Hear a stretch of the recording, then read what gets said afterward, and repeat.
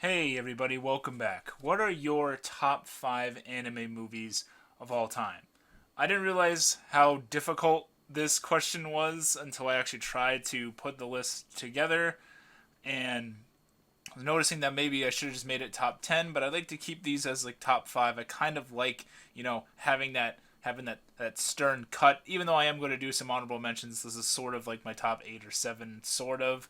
But yeah, let me know what your uh, favorite anime films of all time are. This is by no means inclusive of every good anime movie out there.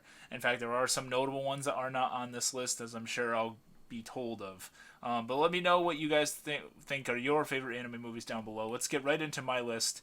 Number 5. This is definitely a lesser known one, but I love this movie when I watch it, and it just seared its way into my brain like forever.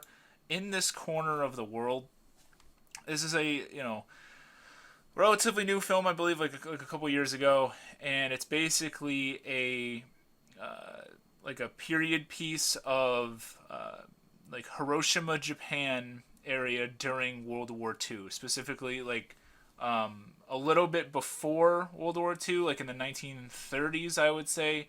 Predominantly 1944, 1945 era, so just before the United States bombed Japan, and during and then after. And it follows this woman named Suzu, and basically chronicles her life in pre World War II Japan, during the war and post war, and how life just changed for her drastically in these years and stuff like that. And she's a very positive person, a very funny and caring individual, who loves to draw and loves art and loves the beauty of the world, and is really unknowing of the horrors of war and stuff like that, because she's from a very like rural place. She ends up getting into this like fixed marriage thing, which they had at that time, I guess, and having to learn a whole lot of new things, like having to learn cooking on a budget and caring for your family on a very tight budget, because at that time a lot of your money went to the war efforts. So the citizens were literally living off of like very small rations, and you would have there's scenes in this movie where they're trying to feed like a family of like multiple kids and elderly and stuff like that off of like a bag of rice for like a week or 2 weeks or something like that. And it's really tragic and really sad at some points. Luckily, the main character is usually finds a way to be positive. There is some humor in it. There's some funny moments with just how she struggles to interact with the new world around her and ever changing things, and she finds like new foods and stuff like that, and uh, just the changing of life as you move to different places, especially on a bigger scale back then, where she's still living in Japan, but where she was like growing up to where she moved to when she got married seems like two totally different places, and even like time periods and stuff like that. And there's a lot of radical change in Japan during these years, and again has that tragic stuff. We all know what happened to Hiroshima, Japan in 19, I think it was 45, and that is covered in this film. I don't want to spoil too much of it, but it is a very, very good film that I think gets, really overlooked. It's got an interesting art style to it. It might not be everybody's cup of tea necessarily. Not full of like action or anything, but if you're looking for a cool sort of, obviously it's a fictional thing, but I read that a lot of the things that Suzu goes through are based on collected stories from people that lived in Japan during that time. So she is sort of like a characterization of a lot of like various people's experiences, and it seems really believable for the horrors of war that can go on and stuff like that. So number 5 in this corner of the world. It's already starting on such a sad note. Now to get really confusing. Number 4, I have Kar no Kyoukai Paradox Spiral, or the Garden of Sinners Paradox Spiral. Uh, this is a little complicated. This is from a series of films by UFO Table Type Moon, the people that do Fate. like Fate Stay Night, Fate Zero, and UBW and stuff like that. This is from a series, I believe, of like at this point it's like 10 movies. I might be wrong. I think originally it was like 7. When I had first seen this film, it's from like a collection, I believe, of 7 or 8, and then they've like added like epilogue stories and stuff like that. I haven't really kept up with it. I haven't even finished the original, like 8, I believe. This is actually as far as I've gotten, because at least so far I consider this like the pinnacle, and I know a lot of people consider this to be like the best of the series. So it's from a series of films that are told super a chronolo- super out of order. um, and so like you watch the films 1, 2, 3, 4, 5, 6, and so forth, but they don't take place like I think like the third movie is like the first one or something, in like the time period and stuff like that. But regardless of any of that, to watch 5, I mean, you should watch the other ones because they're not bad. Like 1 through 4, not bad. They're varying degrees of good, in my opinion. In fact, I have a couple videos where I discuss each of these films with J Chip from the J Chip Show. I believe we did movies 1 through 4 at least. And you know they're varying degrees. I'm a really big fan of 3 as well, but 5 for me is really really where it hit home. Paradox Spiral. But to watch this one, I would say you need like a good like semi good understanding of like who the characters are. It's kind of complicated. I mean, you could just go in knowing it's like a supernatural thriller kind of thing where people have like powers and abilities and stuff like that, and crazy stuff can happen. Oh, and it does. This movie is really crazy. And it's while it's connected to like this larger narrative, it's a very good stand-alone movie because the events that are happening happen to a particular character who is not from like the main cast of the previous movies. The cast happens to be like intersected into this story. It's a lot of different people intersecting into this one guy's horrible experience. He has this horrible supernatural experience that I don't really want to spoil, but he basically ends up trapped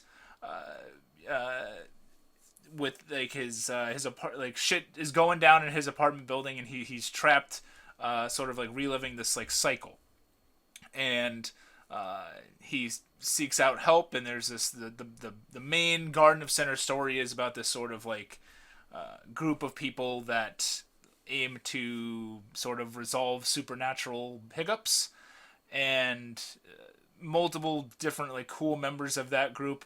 And there's some cool action scenes in this movie and stuff like that. The enemy, the antagonist of this movie, I believe his name is Soren or something. He has like one of the coolest voices in anime. This is only in Japanese, by the way. This has never been dubbed as far as I know, but it's okay because even if you don't like watching subs, you gotta watch this because the guy who does Soren's voice is like the deepest like guttural like evil voice that I've heard in a long time. There's some good gore in here, some really cool fights, some interesting sort of like supernatural power fights. You know, I'm a power guy. And it's a movie that really makes you think. It can feel sort of overcomplicated at times. You'll definitely want to see it more than once to try and like catch on certain things and stuff like that.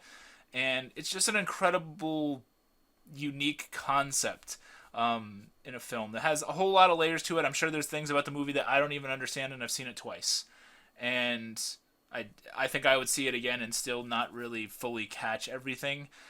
So maybe that's not your cup of tea, but for me, I love this movie a lot. It's also gorgeous. It is one of the most beautiful films I've ever seen, and it's kind of dated. It's probably like over 10 years old or so at this point, but it's gorgeous. It looks better than a lot of stuff that comes out nowadays. You know, UFO Table Type Moon, you know how their stuff looks. Always pretty good. I'm not a big like Fate fan or whatever, but this series of films, at least from what I've seen, I'm hung up on starting 6 because I've heard that 6 isn't that great. And, you know, coming off of how good 5 is, I'm consistently worried about that. But Kar no Kyoukai or The Garden of Sinners, movie 5, Paradox Spiral, is my number 4 pick. Could that be any more confusing? Probably not. Make it a little simpler, but, you know, Also, with keeping up with the mind fuckery, we have Perfect Blue at number three. This is a Satoshi Kon movie. Um, Unfortunately, the late director Satoshi Kon, who is a incredible visionary in the anime industry. Perfect Blue, Paranoia Agent is also very good. Uh, this is a movie about this idol girl, basically like a Japanese like pop star who was part of this like group, but goes to branch out on her own and be treated seriously as an actress. And it's a very good sort of like dive and commentary into like seeing people as celebrities versus real people. And some people just have a disconnect with that. She ends up getting this like stalker, this crazy freaking dude who's really obsessed with the idol version of her. There are people that just can't handle the main character being a real person and not this like idol thing. They want this person who is on a stage to perform the way they want to perform, and they see her, as like their like slave technically, because you just want that person to do what you want them to do. So, but yeah, just it's a reminder that like even celebrities, are individuals. Like they are people. They're not necessarily going to always do what you think that they should do and stuff like that. They believe it or not, they are individuals, and it's a great like mental. How do I want to put this? Like it's it'll make you think a lot. Like of like there's a lot of like interesting sort of like mind fuckery dream sequence sort of things going on. It really leaves you wondering who like the bad guy is like toward like the end and stuff like that, and it has a very interesting wrap up toward the end. And the main character is really interesting. You have this girl that used to, was literally had like a solid career as an idol, but wanted to be an individual, wanted to be a serious actress, and you have an industry forcing her to sort of do things that she doesn't necessarily feel comfortable doing, even when she's trying to be an actress. Like they push her into these like raunchy roles, and with like trying to get her to do like nude scenes and take these pictures and stuff like that, and she doesn't necessarily feel super comfortable doing that. And a lot of people just see her as like an object, but she's not an object. She's a person. She's a girl, a woman, and it's a really cool movie. Highly recommended if you're into thriller type things, and yeah, just a solid good like mindfuck film. I like it a lot, and another one that'll definitely make you think about how you view celebrities and how society views them as well and stuff like that. So, Perfect Blue, really really awesome film. Number two, and this I know this might piss some people off because I think it's a lot of people's perhaps number one. That is Princess Mononoke. This is definitely my favorite Hayao Miyazaki movie, so spoilers for I guess what number one is, because it's not a Miyazaki film, or I mean spoilers for what it isn't. I like Miyazaki movies, but I only have one here in my top five because I think that they're good, but they're just not. I enjoy other things more personally. There's also a really big movie that isn't on this list that we'll talk about in a second. But Mononoke was I think the second Miyazaki film I ever saw, and it resonated with me like the first time that I watched it. I love the concept of seeing with eyes unclouded by hate, and like a lot of the messages that this movie has, and about humans' sort of connection to the world around them and their environment, and how the actions that you do affect so many people that you might not even think about. And this movie doesn't really have like a bad guy, which is what I find like amazing. And I didn't really catch on to that until like the second time that I had seen it, where I ended up like the people that are sort of bad are like they're really like doing like pretty good things. They're just sort of unfortunately messing like what they're doing is in the way of other things happening. And the people that you might think are bad are doing really good things themselves. Like they're helping the sick. They are you know caring for people and stuff like that. And they're not like rotten people to the core. they feel real, because I think in life people can do good shit, people can do bad shit, and it's all in like the choices that you do with the information that you know. And this film is it's beautiful as well. It's awesome. It's got a pretty good dub in my opinion. Yeah, Billy Bob Thornton in there as one of the side characters. That's pretty cool. Amazing animation, like I said. The stuff with like the great forest spirit and like the little like tree guys, all look really really good. Um, but yeah, Ashitaka himself, fantastic character. But yeah, really really really really great movie. Super memorable. Uh, oh, the music too. Music is really awesome in this. It's just like a spectacle, like all around. Like it's never really boring. It has a solid message behind it. It's it looks really cool. It's got even like a little taste of gore in there toward the beginning with this guy with his like demon arm thing. Um, but it's cool. It's got these like it's got spirits. It's got like demons. It's got people fighting with arrows and swords and stuff, and just awesome animation, music, everything really solid all around. A fantastic movie, and my number two anime movie of all time, Princess Mononoke. Fantastic job, Hayao Miyazaki. Uh, I have all right. So honorable mentions here. This is like my sneaky way to actually do more than a top five, but I won't delve into these too much. I'll just Ghost in the Shell '95, not the new Ghost in the Shell. Your Name, surprising, it's not number one, but it is my favorite director. And Silent Voice, I kind of think is slightly better as a manga, which is kind of weird because they adapted it like pretty well, but it's still a great film. It's a fantastic manga. I highly recommend that you do that or read that. But a really great movie. All of these are fantastic, and you really need to watch them all if you have not. And my number one anime movie of all time, in my opinion, and this is super super personal to me, Garden of Words. So I'm a huge Makoto Shinkai fan. He is my favorite director in anime. I admit that he has some misses. He is not perfect. I think that no director really is perfect. I don't really view them in that regard. In fact, this is one of his like sort of older films. This is the same guy that did Your Name and 5 centimeters per second, and Weathering with You would be a newer one, which I think are solid films, but they just don't hit me as hard as Garden of Words did. 5 centimeters is also very very near and dear to me, but I think Garden of Words does the things that like 5 centimeters was trying to do sort of better. Basically, it's about these two people. Like one's a high school kid, and then the other one is this like woman in her like 30s. Both are very lost in life. Both are sort of traveling down. They're just kind of like walking through life, not knowing necessarily like who they are, what they want to do, if they're doing the actual right thing. The kid doesn't seem to like fit in with people and like his family and stuff like that, and he has this like interesting sort of hobby of he likes the idea of like shoemaking, and he admits that like it's like a weird thing, so he has this like consistent disconnect with like the other kids around him. And I was always somebody that struggled to fit in with people around me and stuff like that, so I kind of well, I never wanted to make shoes. I could sort of like sympathize with his predicament there.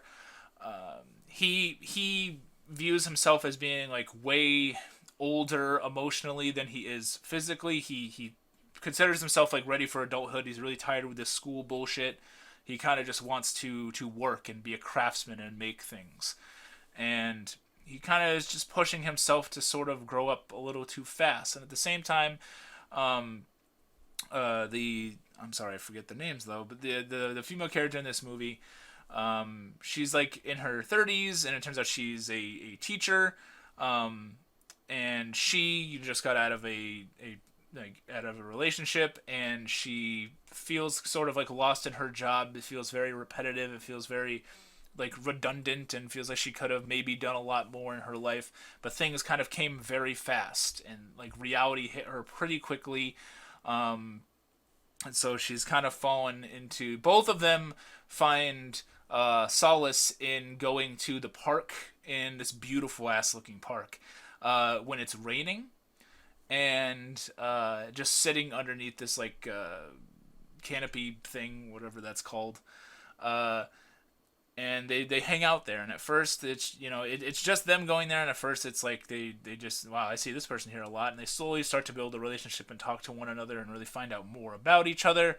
A lot gets revealed about both of them, and they dig into like, they actually have serious conversations about like what they sort of like would want in life, or how they view things, or things that they regret and stuff like that, and they really change each other's lives immensely. And it's a fantastic movie. It is the number one best animated movie I have ever seen in my life. It has, the entire thing is all fantastic. Fucking like, would make incredible backgrounds on your computer. Slap that shit on anything that looks better.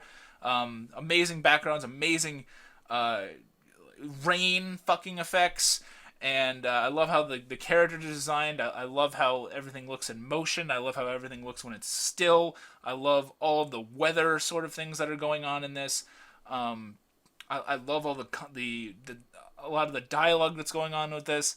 Um, and then it wraps up pretty suddenly. It's not as tied up in a bow and nice like the ending of like Your Name is, and I kind of like that about Miyazaki. Shinkai was a little more like that seemingly in his like first movies, where like everything had this sort of like, not necessarily the happiest ending, but not like a shitty ending at the same time, and it feels more real in my opinion that way. The ending of this feels very real. I don't want to spoil much because just watch it. It's really short. It's like 45 minutes long. But it's really, really, really solid. It's my favorite anime movie of all time, and from my favorite director, and I fucking love Garden of Words. It is so good. But yeah, what did you guys think of my list? Have you seen any of these movies? What was your opinion on them, and what are some anime movies that you would recommend? I know, by the way, Akira wasn't on here. I haven't seen Akira in a long time, and the first time I saw it, I wasn't super into it, and I feel like I don't have a strong enough opinion on it to warrant putting it on a list. So, is it great? Maybe. I haven't seen it in like 10 years. So, like, I don't have an opinion on it. Sorry. Um, but, yeah. Let me know what you guys think about my list, and what do you like down below. Thank you so much for watching. My name is Miasma, and I'll see you next time.